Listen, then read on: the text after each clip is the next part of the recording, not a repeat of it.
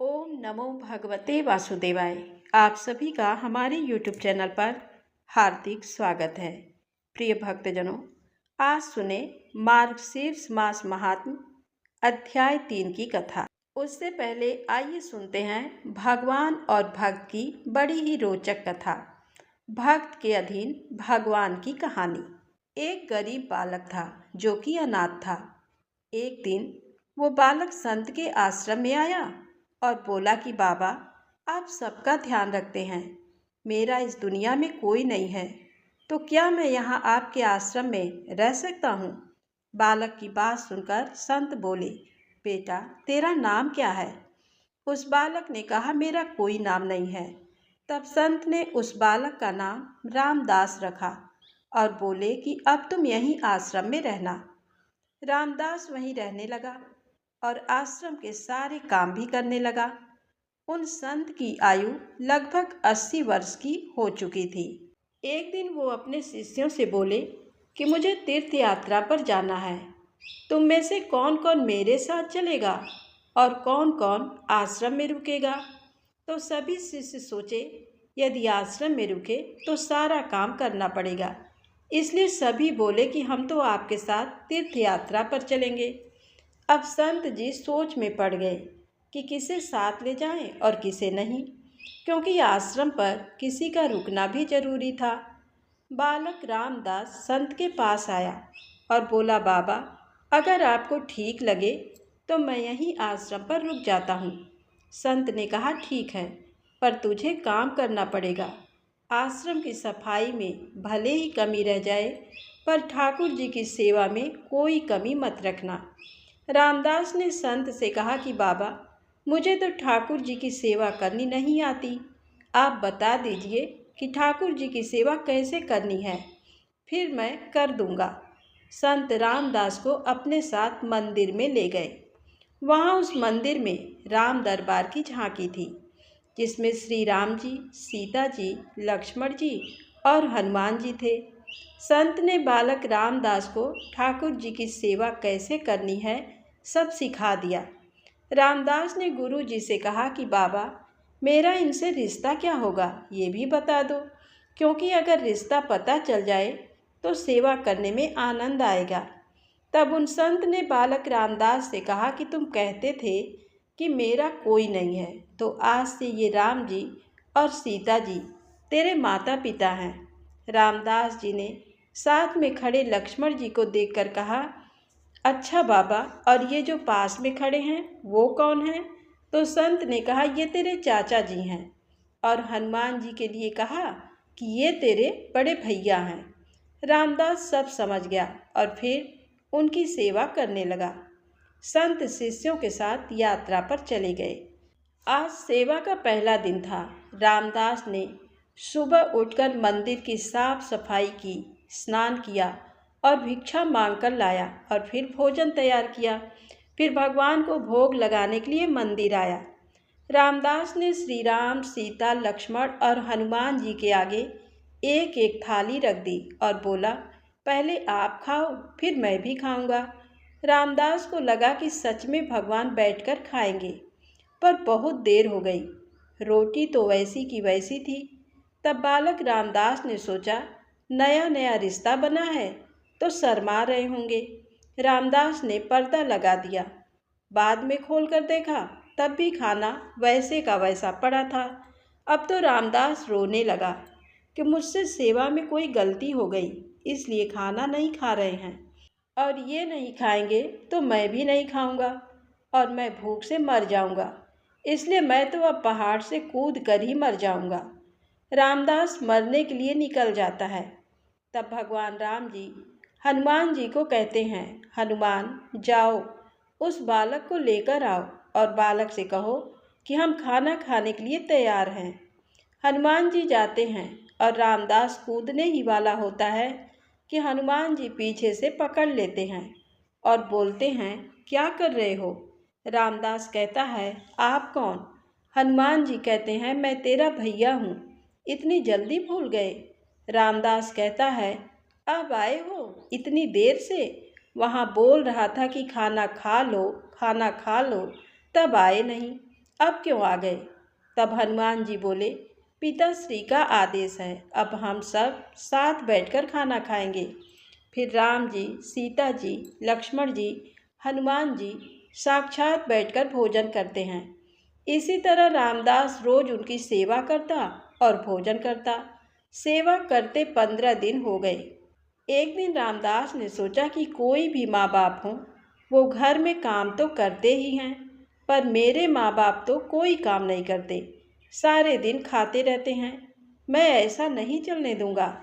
रामदास मंदिर जाता है और कहता है, पिताजी कुछ बात करनी है आपसे।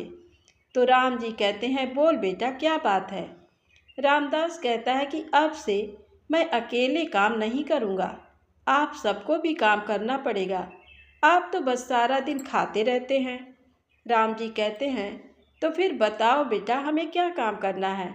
रामदास ने कहा, माता जी अब से रसोई आपके हवाले, और चाचा जी आप सब्जी तोड़ कर लाओगे, और भैया आप लकड़ियाँ लाएंगे, और पिताजी आप पत्तल बनाओगे। सबने कहा, ठीक है। अब सभी साथ मिलकर काम करते हुए एक परिवार की तरह सब साथ रहने लगे।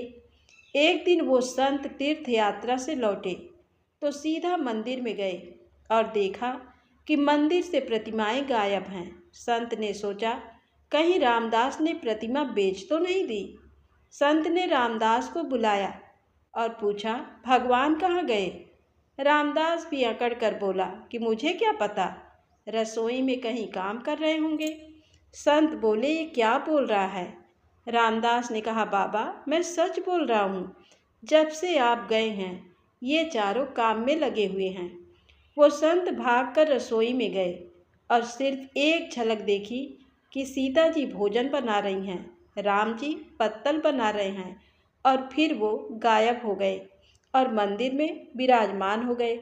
संत रामदास के पास गए और बोले, आज तुमने मुझे मेरे ठाकुर का दर्शन कराया है, तू धन्य है। संत ने रो रो कर रामदास के पैर पकड़ लिए।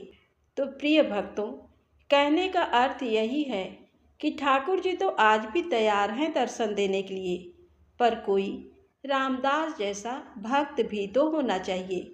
तो प्रेम से बोलें, भक्त वत्सल भगवान की जय हो। अब आइए सुने मार्गशीर्ष मास महात्म की कथा।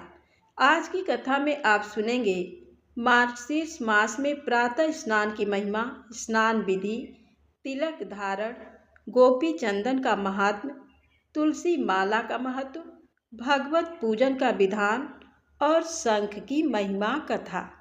तो बोलिए श्री लक्ष्मी नारायण भगवान की जय हो। सूत जी कहते हैं, जो संपूर्ण जगत को आनंद प्रदान करने वाले तथा भोग और मोक्ष देने वाले हैं, उन लक्ष्मीपति भक्त वत्सल देवकी नंदन श्री कृष्ण को मैं प्रणाम करता हूँ। श्वेत द्वीप में देवादिदेव भगवान रमाकांत सुख से विराजमान थे। उस समय ब्रह्मा जी ने उन्हें नमस्कार करके पूछा, ऋषिकेश आप संपूर्ण जगत को धारण करने वाले हैं, आपके नामों का श्रवण और कीर्तन परम पवित्र है। आपने पहले ये कहा है कि मासा नाम मार्गशीर्षो हम, महीनों में मार्गशीर्ष हूँ, अतः उस महीने का महात्म क्या है ये मैं यथार्थ रूप से जानना चाहता हूँ।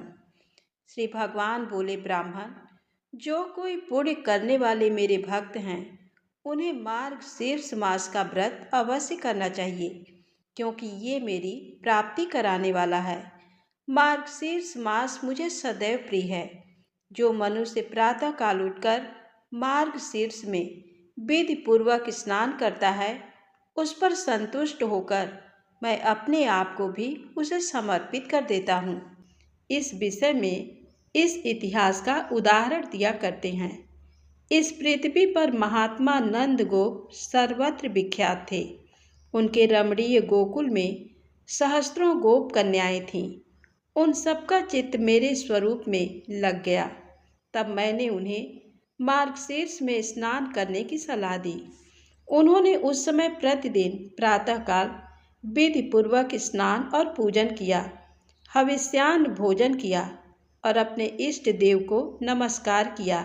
इस प्रकार विधि पूर्वक मार्गशीर्ष व्रत का पालन करने से मैं उन पर बहुत प्रसन्न हुआ और वरदान के रूप में मैंने अपने आप को ही उनको अर्पित कर दिया। अतः सब लोगों को मार्गशीर्ष व्रत की विधि का पालन करना चाहिए। रात्रि के अंत में शयन से उठकर विधि पूर्वक आचमन करके अपने गुरु को नमस्कार करें तथा आलस्य छोड़कर मेरा चिंतन करें। भक्ति पूर्वक सहस्त्र नामों का पाठ एवं कीर्तन करें।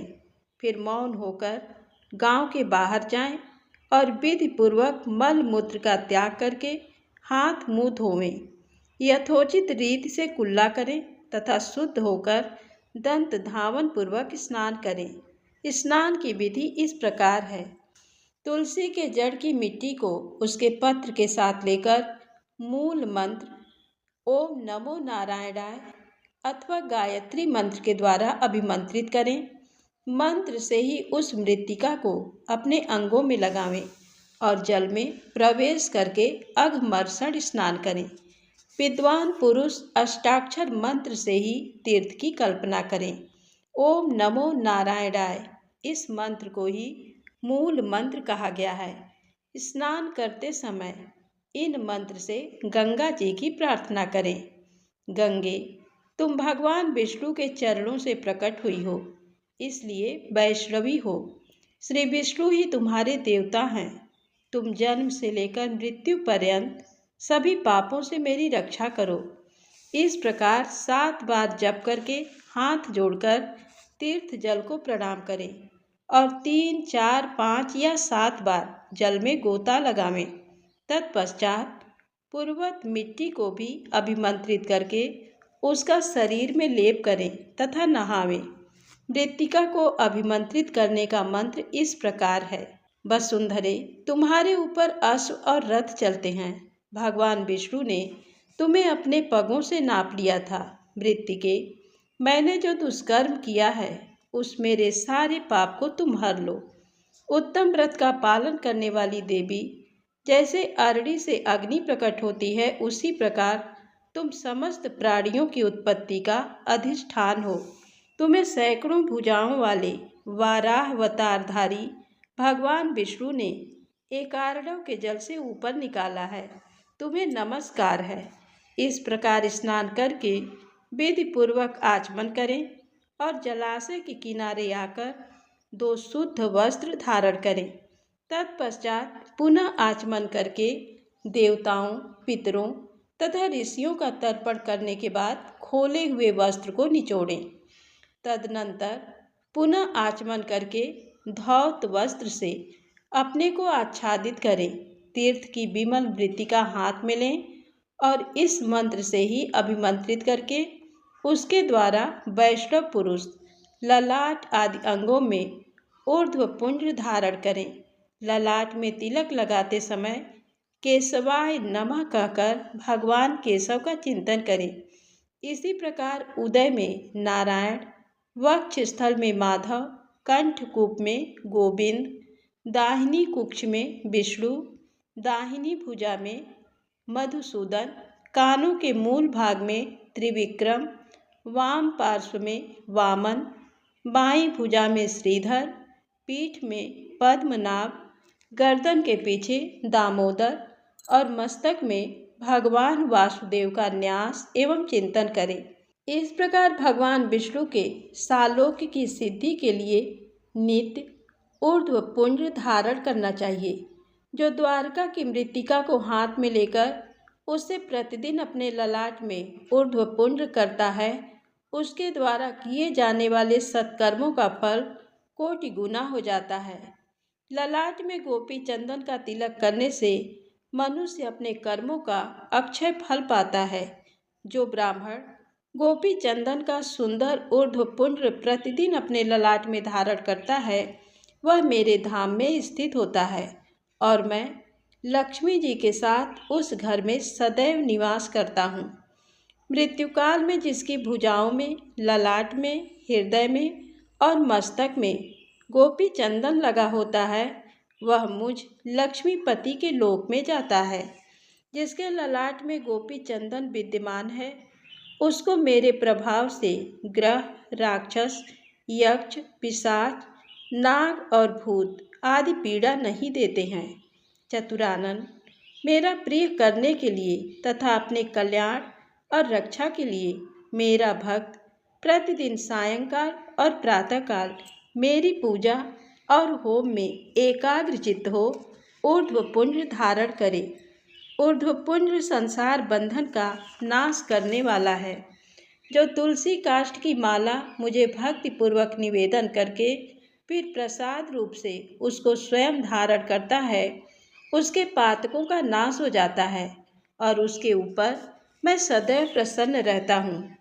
जिसके घर में तुलसी का काष्ठ अथवा तुलसी का हरा या सूखा पत्ता रहता है, उसके घर में कलयुग का पाप नहीं फैलता। इसलिए तुलसी की माला को प्रयत्न पूर्वक धारण करना चाहिए। पद्माक्ष और आंवले की माला भी भक्तिपूर्वक मुझे निवेदन करके धारण की जाए तो वह उत्तम पुण्य देने वाली होती है। रत्नमय सिंहासन की भावना करके उसके ऊपर अष्टदल कमल का चिंतन करें। उसके प्रत्येक दल में ओम नमो नारायणाय इस अष्टाक्षर मंत्र का एक एक अक्षर है।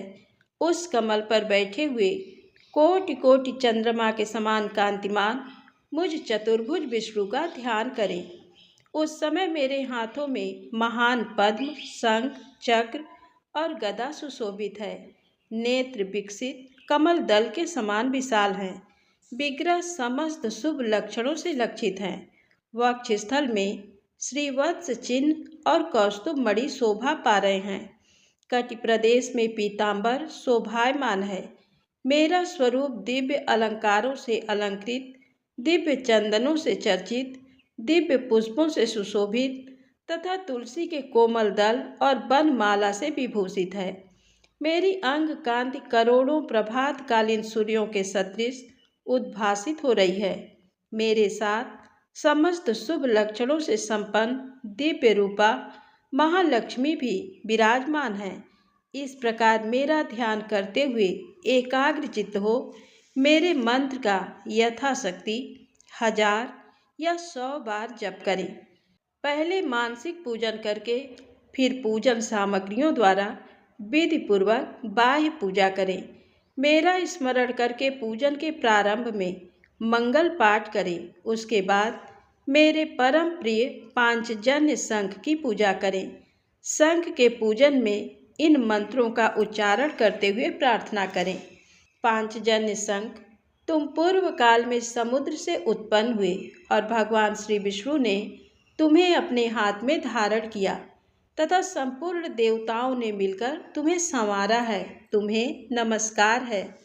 तुम्हारी गंभीर ध्वनि से मेघ डर जाते हैं, देवता और असुर थर्रा उठते हैं।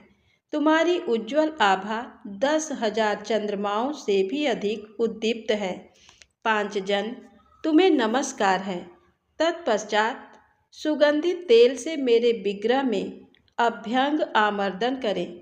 फिर कस्तूरी के चंदन से उपटन आदि लगावें। उत्तम गंध से वासित शुभ जल से मंत्रोच्चारण पूर्वक नहलाकर पाद्य, अर्घ्य और आचमनी अर्पण करें। उसके बाद अन्य सब उपचारों को भी क्रमशः चढ़ावें। पीठ को दिव्य वस्त्र और आभूषणों से अलंकृत करके पुष्पों से उसकी पूजा करें।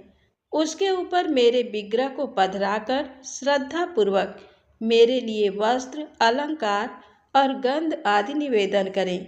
खीर तथा पुआ आदि के साथ नाना प्रकार का नैवेद्य भोग लगावें।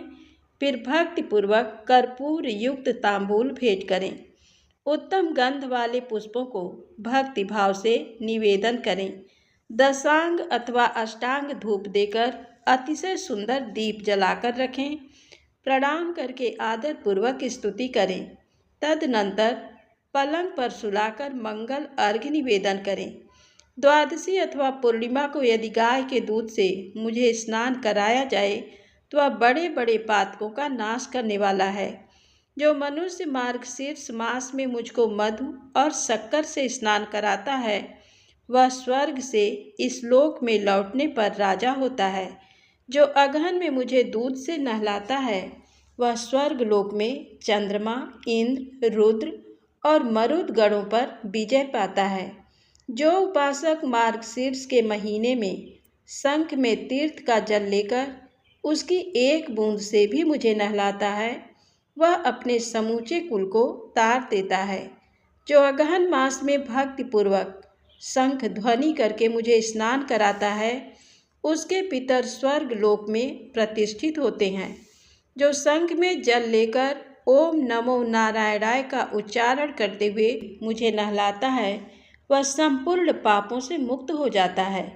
नदी, तड़ाक, बावड़ी और कुआं आदि का जो जल शंख में रखा जाता है वह सब गंगा जल के समान हो जाता है। जो वैष्णव मेरे चरणोदक को शंख में रखकर अपने मस्तक पर धारण करता है वह तपस्वी मुनियों में सबसे श्रेष्ठ है। तीनों लोकों में जितने तीर्थ हैं वे सब मेरी आज्ञा से शंख में निवास करते हैं, इसलिए शंख श्रेष्ठ माना गया है। जो शंख में फूल, जल और अक्षत रखकर मुझे अर्घ्य देता है उसे अनंत पुण्य की प्राप्ति होती है। जो वैष्णव मेरे मस्तक पर शंख का जल घुमाकर उससे अपने घर को सींचता है उसके घर में कोई अशुभ नहीं होता है।